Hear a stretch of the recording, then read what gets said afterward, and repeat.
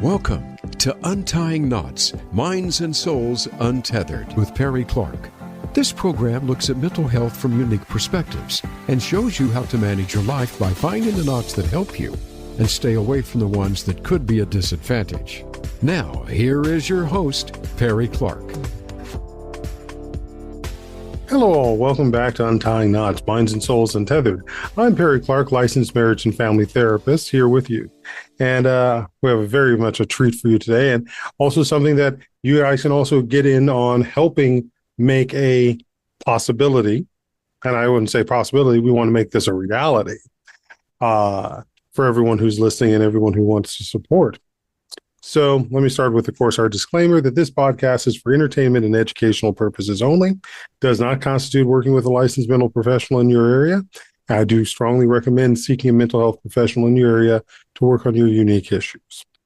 So today we're going to be talking, as this is also part of LGBT Pride Month, and especially BIPOC, which is Black, Indigenous, People of Color's aspect of being LGBT at this particular month. We have a very important and very special interview today with a individual who has had an illustrious career and has probably made a lot of us not only think but also laugh over the years. And there is a collective work that is going to be coming out on one of the crowdfunding sites, I believe Zoop, in a connection with StackDeck Press. And this particular piece is one that I know as soon as that becomes clear, I will be putting money down on it. And that is going to be the collective works of Cathartic Comics. And we're here to talk with its creator and its brainchild, Rupert Kinnard. Rupert Kinnard, born in 1954, also credited as Professor I Be Getting Down, is an American cartoonist who created the first ongoing gay/lesbian identified African-American comic strip character, the Brown Bomber, a teenage superhero, and Diva Touchy La Flambe, or Flambe, his ageless lesbian partner. Kinnard is gay and African American and lives in Portland, Oregon, with his partner. So, Rupert, welcome to Untying Knots. Thank you for having me.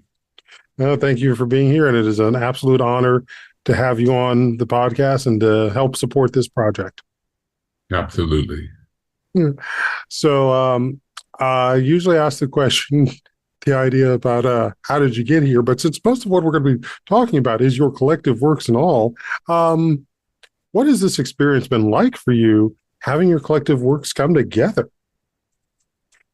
Well, what I would say is it allows me the opportunity to kind of look at my work in a collective way. Mm-hmm. There's been these different environments in which I've created the strip. And from when I first started drawing the Brown Bomber in my sketchbooks in 1976, I could have never imagined that from the pages of those sketchbooks, so many years forward, I would be experiencing having a collection of actual comic strips published. Mm-hmm. So it's a very humbling experience, and more than anything, I've just been really excited to embrace the journey just by fact of the collection being published has kind of forced me to have a certain perspective about the work, content of the work, and the development of the comic strip. So it's just been insanely exciting for me. Mm-hmm. And the piece in this collection is called "Oops, I Just Catharted." Catharted, which is the 40 collective years of Cathartic Comics, the history of the world's most mildly celebrated underground comic strip. Right. And this is being put out by StackDeck Press. So it's a mouthful in and of itself, but again, after reading all of this, I can definitely see that. And I'm going to just put this out there. And if there's any listeners who have got connections to the Smithsonian and the African American Museum, this is an exhibit collection we really need to have. So just put that out there. We really need to have that. Hey, if you got any connections in the Smithsonian in general, we need to have this work up there. Well, that's exciting to me. Once again, it's considering the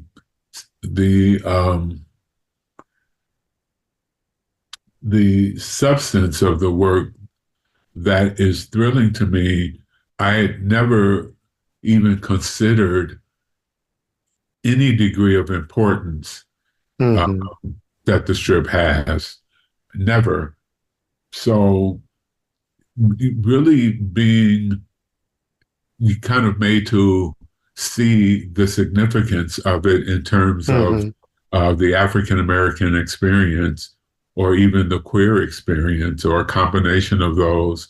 My whole commitment to advancing feminist ideas and ways of looking at the world, there's so much value, I think, that I never saw as I was drawing the strip and the strip was being published. So much of this has just been a huge eye-opener for me.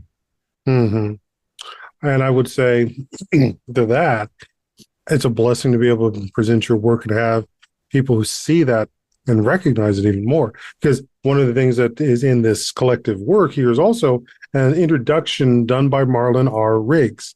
Those who are known of Tongues Untied, who was a major producer who unfortunately lost to the AIDS crisis.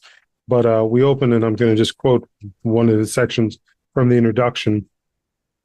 Amidst grandish media hype mythology about a new morning in America, the Brown Bomber and the Diva provide a desperately needed voice of sanity and sarcasm, or cynicism, all with delicious indecisive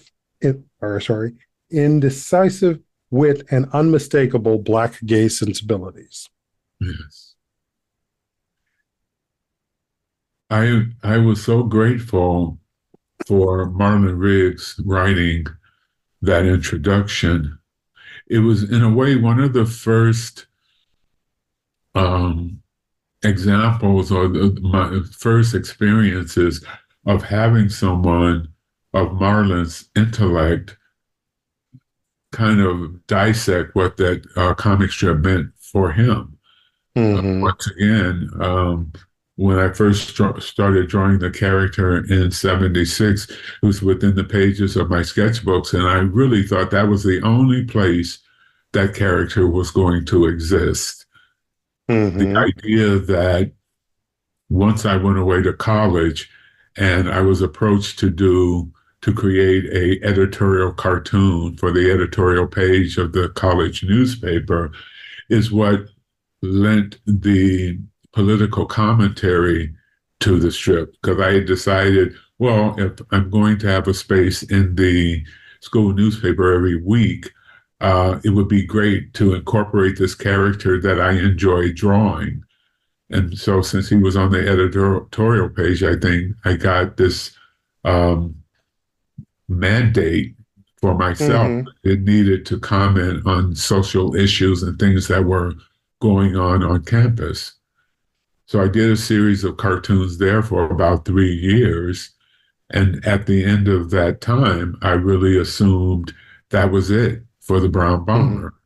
And then I moved to Portland, Oregon in late 1979, and was encouraged by one of the queer press, one of the queer newspapers here in Portland, to run the strip.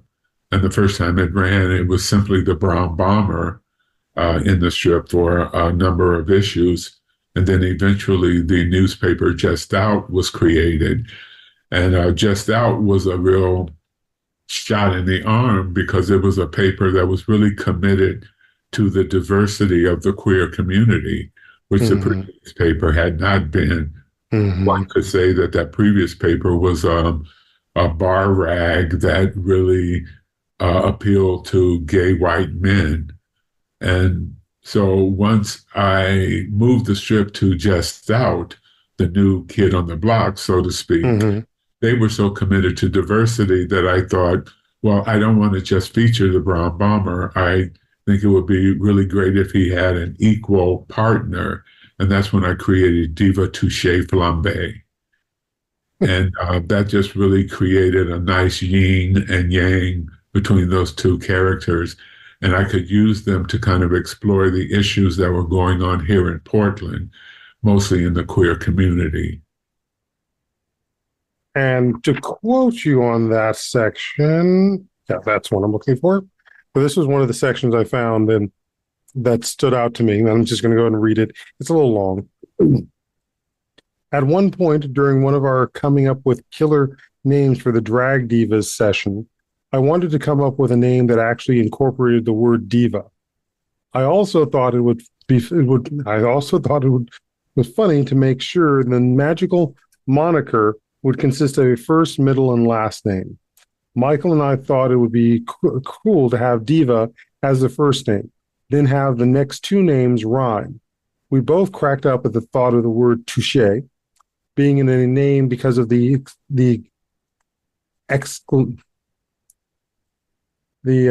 exclaimability of it. So Diva Touche sounded great. Grand last name and originality was satisfied with the word Bombay.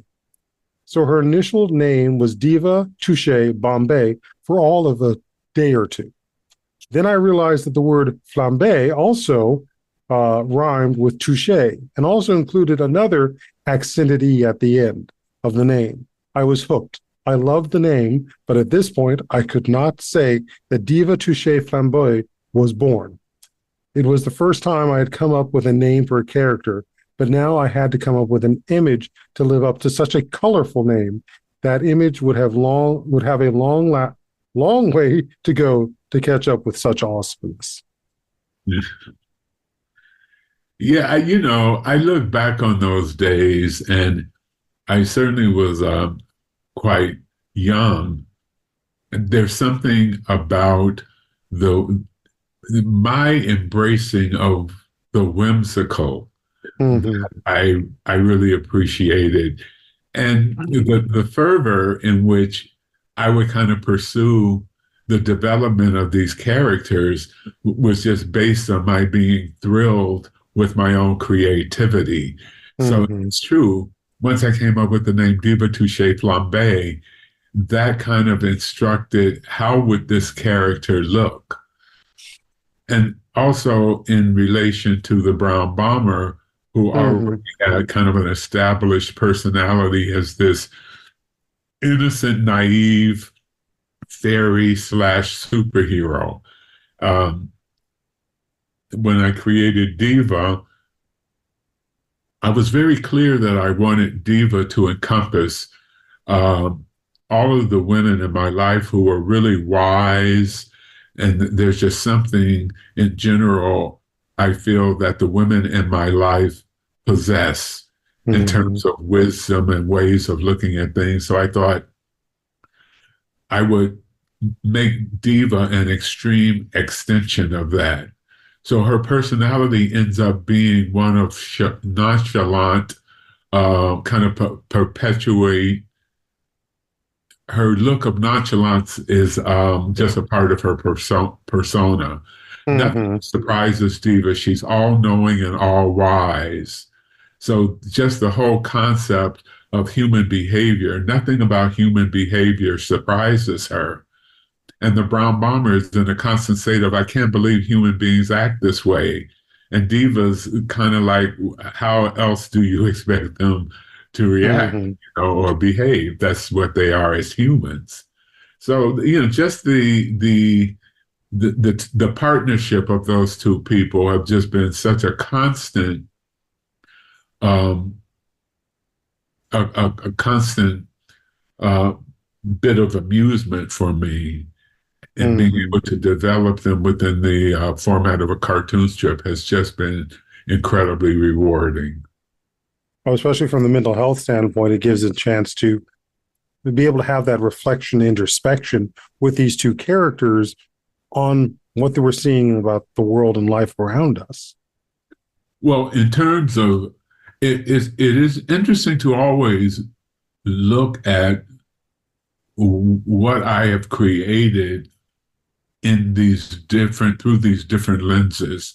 Mm-hmm. And I rarely have thought of the comic strip through a mental health lens, but it's almost shocking that I haven't, because it was back in the early 80s when Diva appeared on the scene and joined the Brown Bomber, that the name of the strip was changed from the Brown Bomber to Cathartic Comics.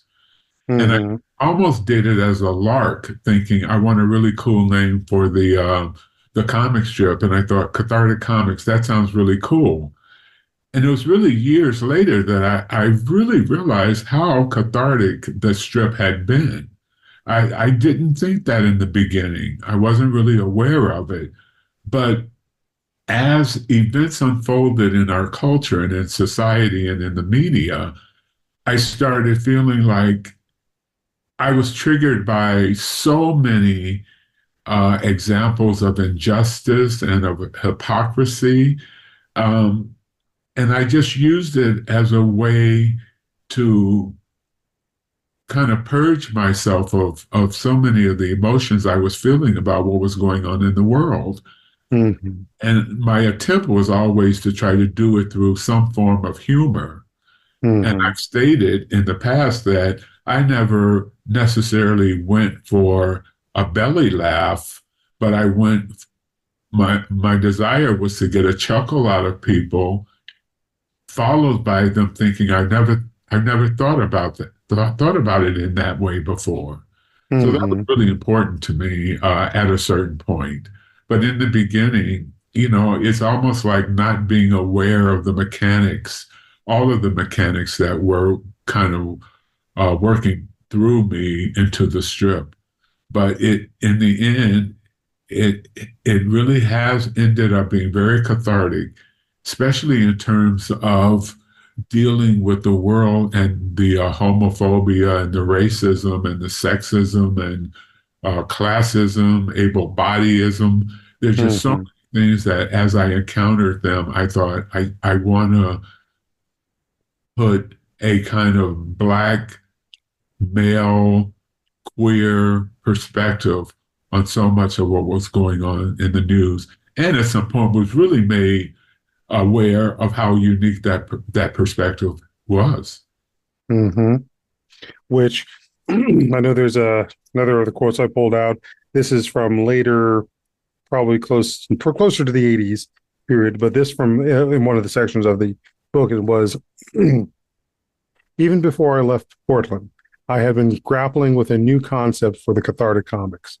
As a Black gay male, I was bombarded with people in the media spouting off on insane comments involving their perspective involving people of color. It was maddeningly frustrating, and it was all happening at such a mind-boggling rate, it scrambled my mind. To sit all of these folks down and explain the illogical nature of their words would be too time-consuming. I wanted to come up with a quick way of slapping some sense into them. I remember those fighter pilots during World War II and the hysteria after their planes were hit by enemy fire. We're going to crash. We're going to die, the co-pilot would scream. All of a sudden, the pilot would slap the co-pilot and slap him out of his frenzy. When the co-pilot would calmly say, "Thanks, I needed that," a quick slap to someone's face would serve as a great therapy for clear thinking. Slapology. Yeah, I think I made mention in the book also. I came up with that concept long before I actually used it. Because I'm really sensitive to the possibility, all of the people who would just say, wow, a concept of slapthology would be a promotion of violence. And I took that seriously. I thought, as amusing as I thought the concept was, I'm not going to use it because I just don't want to be labeled someone who is encouraging violence. Right. And it's one of the, because I know it's one of the shall we say, some would consider a classic trope. I know it's a trope that's very much used in like the airplane movies of having the frantic, hysterical, quote unquote, woman, everyone sliding up to slap her to get her to calm down, which again is just not how we address things like this. Yeah, well, that's definitely one of the concepts, one example of the usage of that as a form of therapy.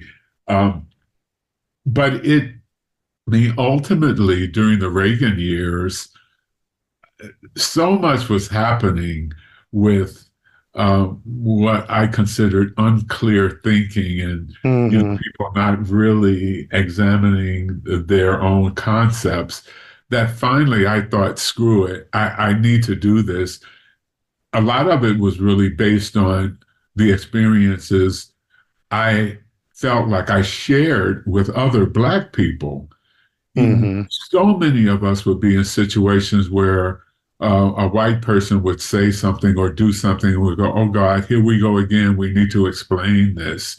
And it was such a unified experience among all of us. And finally, it's almost like the floodgates opened, and I thought, I'm going to do this realizing that no matter what concept you come up with that could be considered controversial, there will always be people who get it and people who don't. So sometimes you have to just bite the bullet and basically say, I'm just going to aim this towards the people who get it. And I will endure the people who would say, oh, I don't like this. This really promotes violence and it's not a good thing. And once again, in the end, my being able to incorporate that concept in the strip was very cathartic for me. A lot of times I would see people in the media on the news, and the first thing I could think of is, I don't want to sit down and have a debate with them because this issue is so clear to me. And I just felt like I wanted to be able to smack them really quickly. And as I say, the end result, you would want to be, oh, I needed that. I realized I wasn't thinking about that clearly. The idea was that Diva was the only expert in the world of the art, in the art of slapology. So anyone else who thought they could do it would always fail. It was only Diva who could do it in just the right way. And sometimes I amused myself by even having this scientific explanation of the left hand hitting the cheek at the right angle, and it would cause pressure in a certain part of the brain, and everything would just click in place, and you would end up saying, I can't believe how stupid I was to have that perception. So I just had fun with the concept. Oh, I can definitely see that. And I can also see, again, the cathartic component of that from what we also in therapy call creative expression. Because not everything can be expressed fully with, so we say, talk therapy. That's why we have such things as art therapy and music therapy and dance therapy as a way to express those things that may never have the necessary words. And scream therapy. That too. And rage therapy. I remember learning about that when I was younger. I never participated in it, but I always thought that certainly could be an effective way of just getting your rage or your anger or your sadness out. So, and grief as well, and in some cases even guilt. So, moving from that aspect, why don't we go ahead and let me just double check my timer here. We got a few more minutes. So I'm going to take us back to that aspect of the beauty of what you talked about, how seeing all of this and what it is produced, because I'm also going to the forward you did for the We Belong comic, which is also put out by StackDeck Comics as well. And this was in your opening words for that. And it was, given all of these influences, I have a great appreciation and respect for the work presented here. This collection represents yet another major step in the right direction as far as recognizing new voices and perspectives within the spectrum of comics. These stories featured both diverse characters and narratives from LGBTQ people of color. It is also stimulating to encounter flights of fantasy that boast that unique flavor, which exists within the Black community. It is an extra added bonus that a number of the offerings here are from Black women. It is a thrilling collection of dynamic Afrocentric content that revels in its vivid colors, innovative layouts, and original concepts, besides presenting a decidedly different take on science fiction, fantasy, and the exploration of the mystical and the spiritual realms, which are many of the places I think your comics have also taken, just at a earlier in time than what we've done in We Belong. But I think it's key in continuing in all of that. I think it's been really rewarding in a way to embrace your own voice that's based on your experiences. And I say that to say I'm very aware of what the general media and culture was putting out as I was growing up. Mm-hmm. And I accepted books and theater and television and music in a certain form. And bit by bit, when I started learning, when African Americans specifically started expressing themselves through those forms of media, that we would explore areas that weren't being explored before, bringing our experiences to these art forms, for me, made it richer. And that's why that forward, I love being able to compare the difference between Pat Boone singing Tutti Frutti and Little Richard singing Tutti Frutti. Mm-hmm. It was quite eye-opening and mind-boggling to me to look back and reconstruct what those events were like for me. I had the opportunity to spend a semester from college, from Mount Vernon, Iowa to New York. And there were these 4 disciplines that the semester would involve. It would be visual arts, dance, theater, and music. I knew I loved music. I knew I loved visual arts. I knew I loved theater.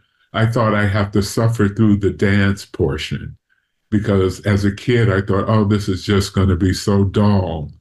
But the minute I had someone explain to me the state of dance throughout the history of dance, and then the coming of the Alvin Ailey dance troupe and Dance Theater of Harlem, and you start seeing the African American influence on those movements and that music, it was like the beginning of me understanding that there was that flavor that I refer to as flavor in the in my introduction to that book.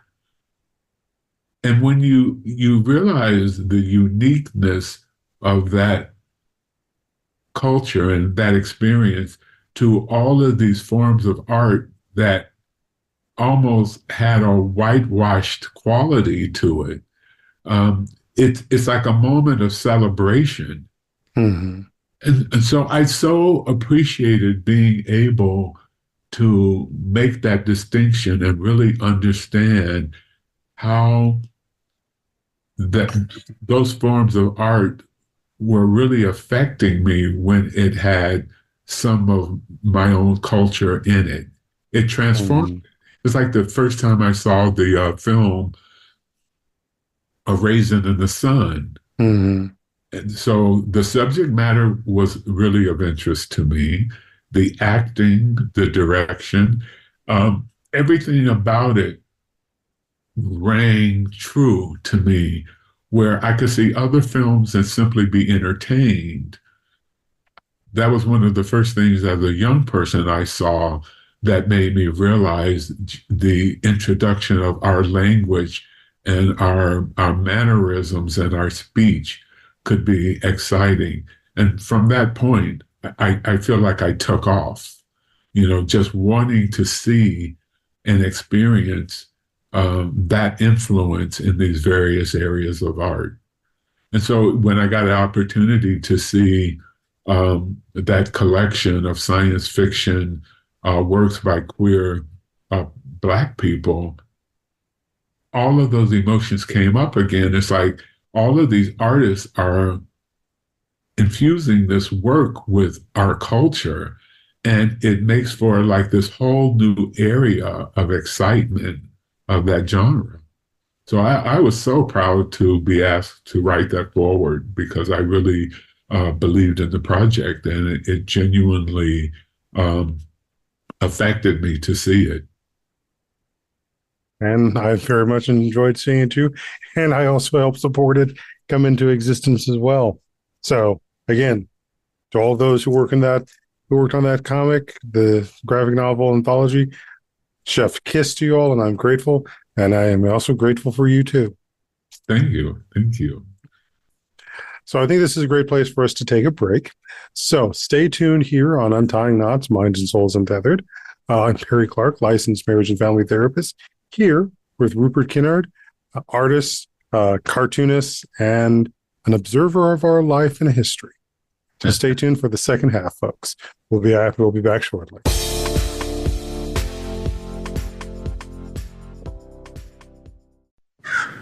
A little birdie told me Voice America is on X.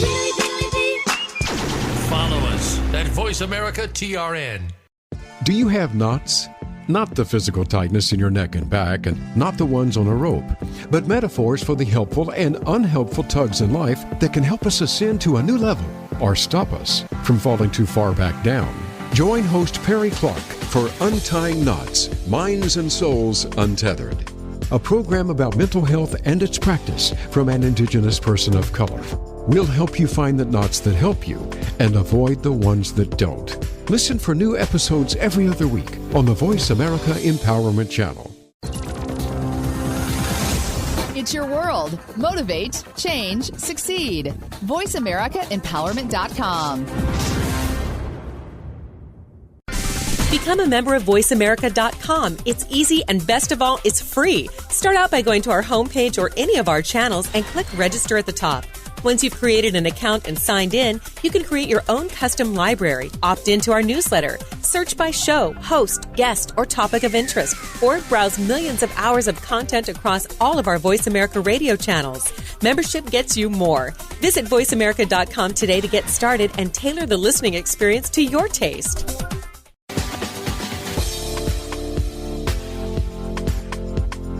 You are listening to Untying Knots, Minds and Souls Untethered. If you have a question or comment about our podcast, send an email to pclark@untyingknotspodcast.com.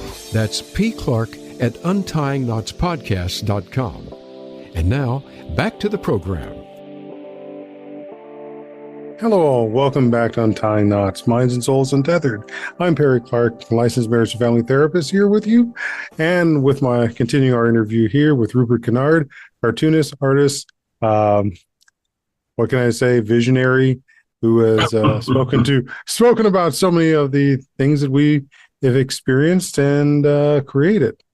So we talked a bit about your career, your time in history with the book and such, but I'm also interested in talking a little about your childhood, and we'll talk a bit more about the creation of the Brown Bomber as well. But in looking over some of these, I come back to one of the sections in the early portion, which was talking about your childhood. This is a section as, next I became obsessed with superheroes. The paintings became even more detailed for the likes of Spider-Man, Thor, Hulk, Superman, Batman, and Wonder Woman. And since most of the monsters were figures were to be painted with bizarre skin tones, it wasn't until I found myself painting the superhero models that I came across what was called natural flesh colored paint. That was one of the first moments that I experienced concerning the color of my own skin, which seemed far from what was considered the natural color that was needed to use on these superhero models. Yeah, that does refer to plastic model kits. And I started out, I almost think I started out with battleships, and I would have easily been around 11 and 12. And so I get these plastic model hobby kits, and they'd be in a little box, and they'd be in hundreds of pieces. I always thought it was a thrill to be able to buy cement glue and bring all of these pieces together for the finished product. And then I moved on eventually to dinosaurs, I think. And I would put those together and paint those. And then moved on to movie monster kits. And then to superhero kits. And once again, a box full of hundreds of pieces, and you glue them together, and then you started painting them. And so the first time I painted like Captain America, he's a white man. That was like the first time I'm looking through all of the various jars of paint, and I'm trying to match Captain America's skin color, and it's as natural. And it's just so interesting to be of a young age and then make that connection. And I think of it as the first step in finding out, in terms of your skin color, that the difference makes a difference.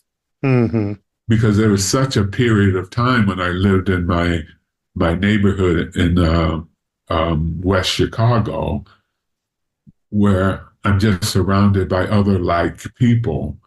And so it was really easy to just be comfortable with the idea that we all shared skin color to some degree or the other.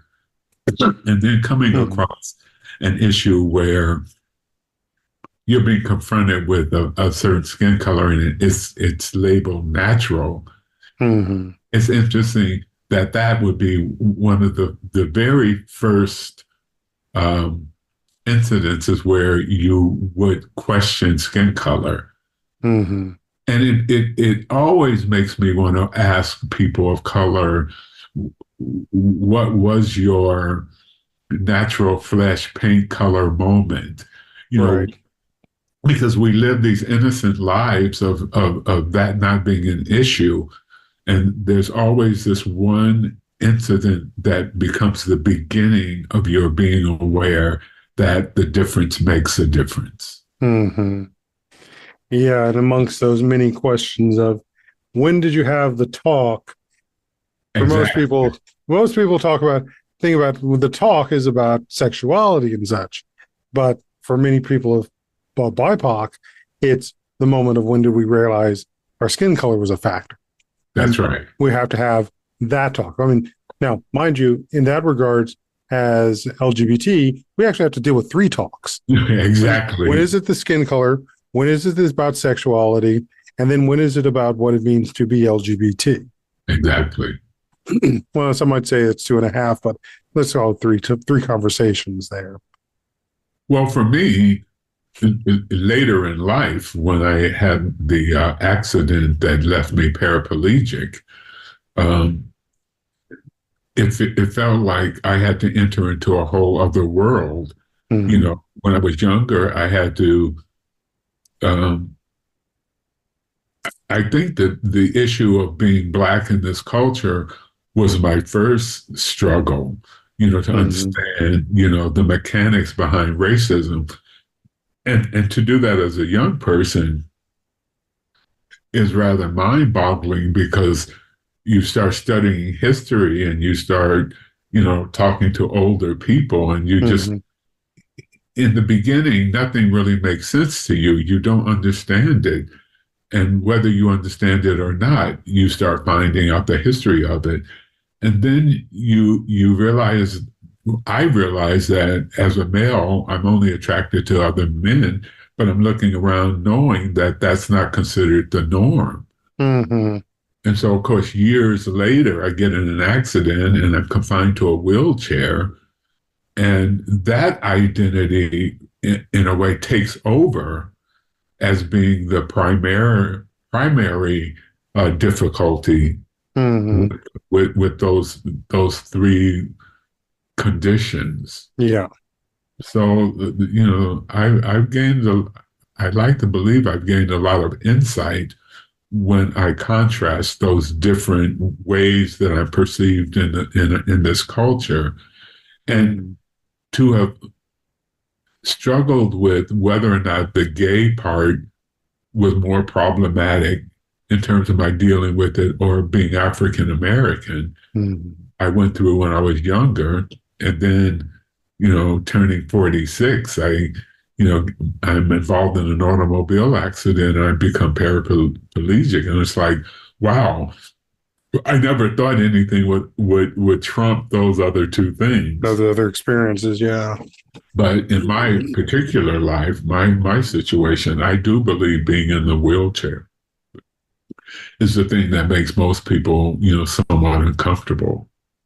Right, because of what it has to do with thinking about the issues of ableism and absolutely those people who maybe get stuck in pity, as opposed to pity as part of the journey in things and emotional experiences that we need to go through, and thinking about in relation and connection with people. Yeah. But we don't stay in pity, right. And some people do. Yeah, I mean, it was a very interesting thing for me to experience the first, weeks and months of, getting around in a wheelchair.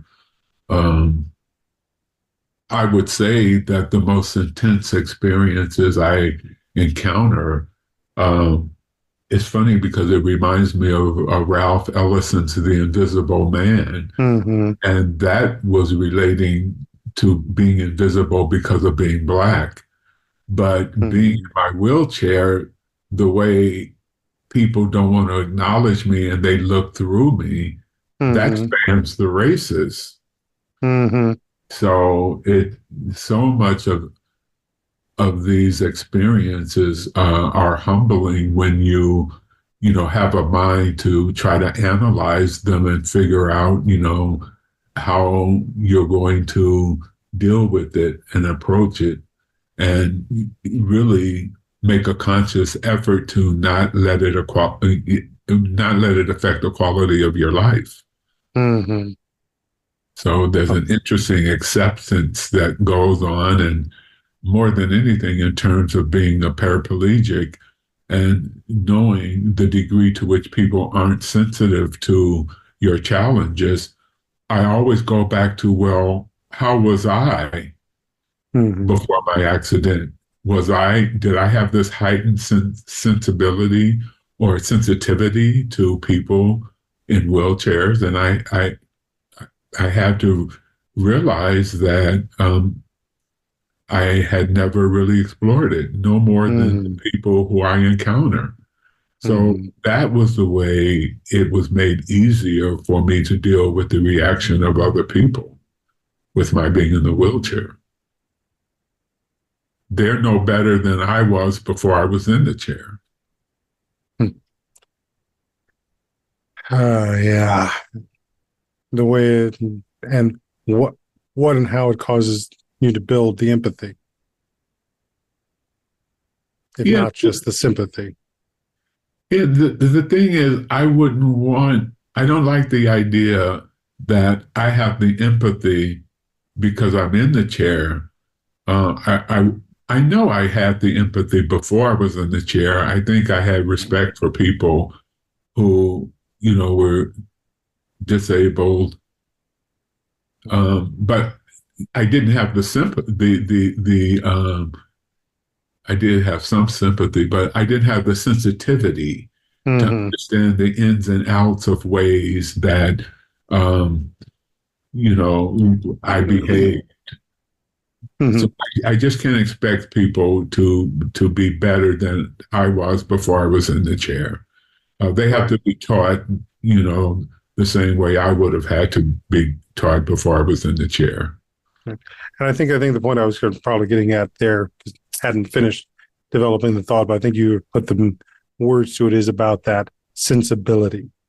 Right. And there are so many things in our world, in the structures we live in, that want us to be deadened to those sensibilities.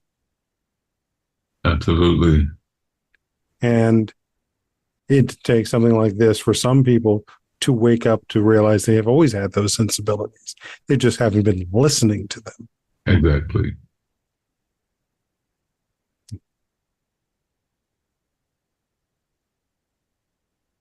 But, my comic strip I have one comic that I did after my accident that specifically dealt with those three identities.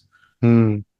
And it actually the creation of that strip came towards the tail end of my career as a cartoonist. Mm-hmm. Because I've always been interested in graphic design, and I always felt of my comic strip as being a really rewarding hobby. So once I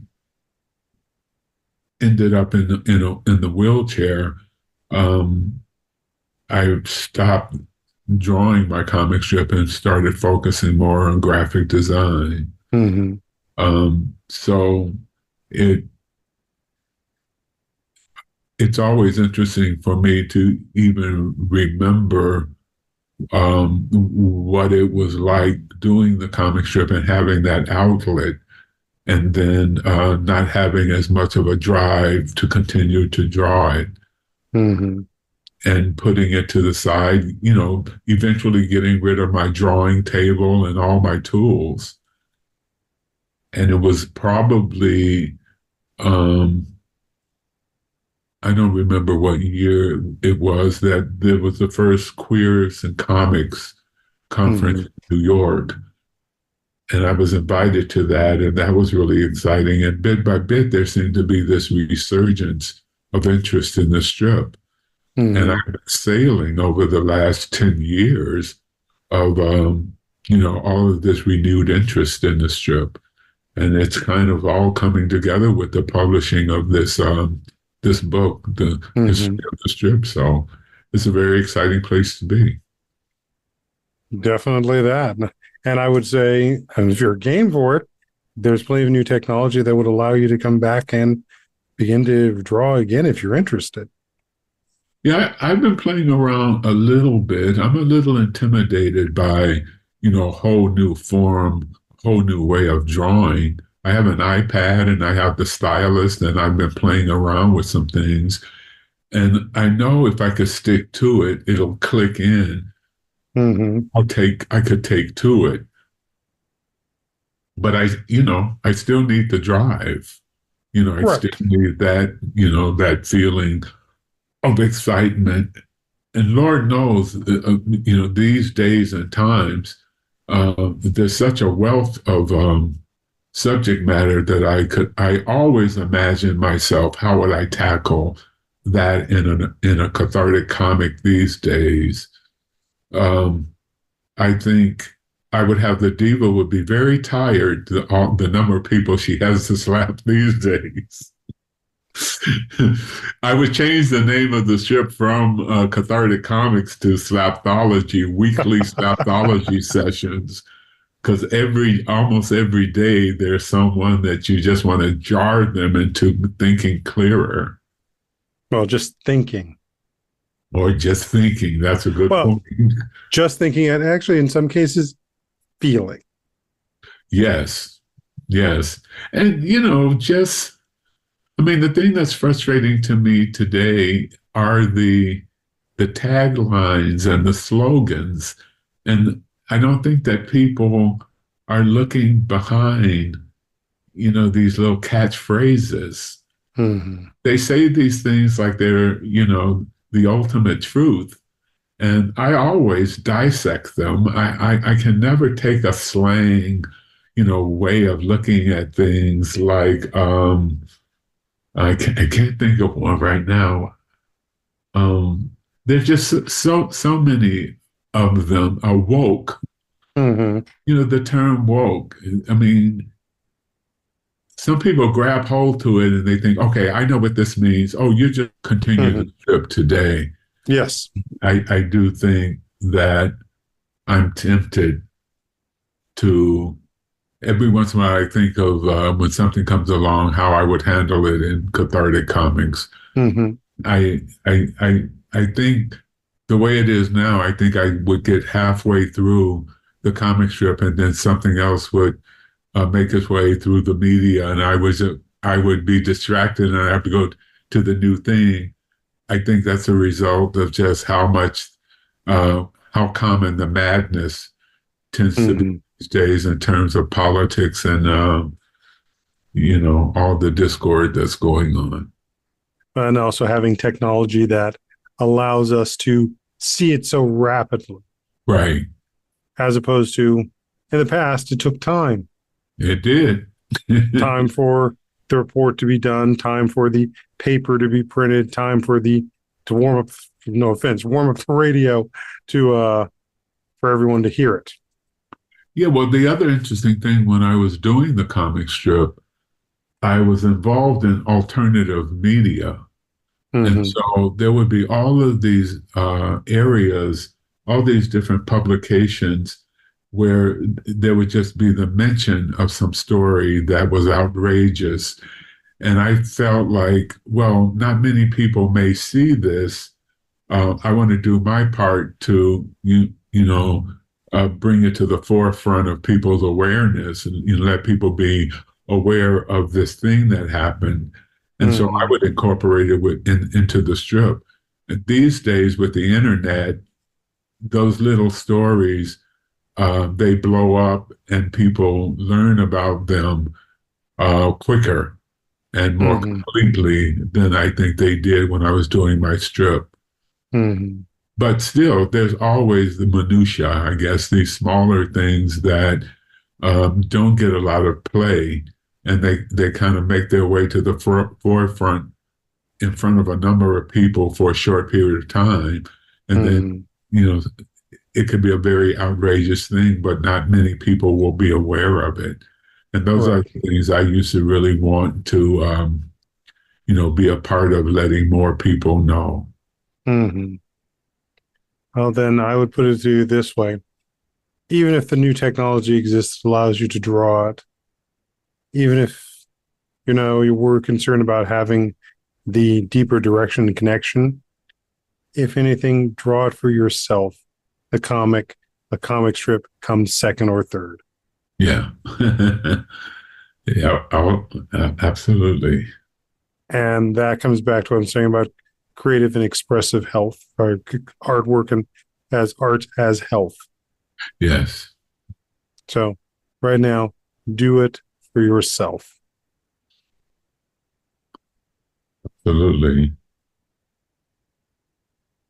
It's just, I never would have imagined that drawing my cartoon strip would have gone as far as it has, but I also wouldn't have imagined how much it has played a part in my own mental health. Because to be able to vent my feelings about, things that are going on in the world through that strip, I have no doubt that it has saved a major part of my sanity. Not all of it, but, enough to keep me functioning. There's any number of quotes I could have thrown out there. The one that's coming to mind is from Lewis Carroll, and that we're all mad here, and some of the best people are mad. Yeah. From Alice in Wonderland. Yeah, well, for me, it really is keeping the madness in check.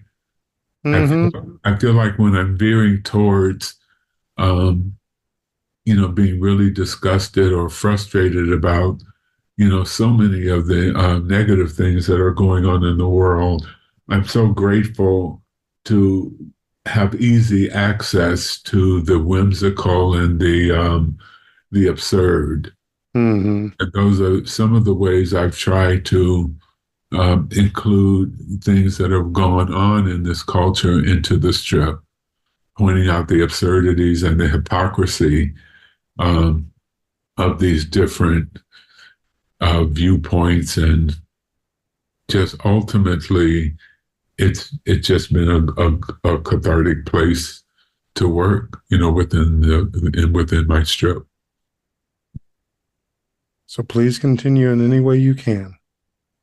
Yeah, well, right now it's getting the book out, which is a delight there. And with that, I think we should go ahead and wrap up our time together for today. So I know this is going to be on the Kickstarter, and we're going to have that Kickstarter information in the show notes. We don't have it right now at the time we're having this interview because it's all still being worked on over at StackDeck Press by our wonderful publishers and editors, which is Tara and William. But if folks wanted to continue to reach out and support and connect with you, is there any particular way they can do that? I have what I would consider an antiquated email. My email is roopgroup1@aol.com. Okay. I'll go and try and make sure I'll put that in the show notes as well. So it's all lowercase, RUPEGROUP, and then the number 1@aol.com. All right, perfect. So we'll have that information out there. And please, folks, sign up for the crowdfunding so we can get this work out there into more hands and be able to have more people see and have that connection with themselves that Rupert has been able to provide us. And like I said before, if anyone's got connections at this African American Smithsonian, this is a good and broad exhibit to have there, not just a single panel and so forth. Let's have a full, proper exhibit of this man's work and legacy in this world. So I love it. Thank you again, Rupert. Thank you so much. I am looking forward to this money going out of my wallet. All right, folks. So hope you've had a good Pride, and stay tuned for more, and be well and be safe out there. Thank you for tuning in for Untying Knots, Minds and Souls Untethered. Be sure to join your host, Perry Clark, for another episode on the podcast coming soon on the Voice America Empowerment Channel.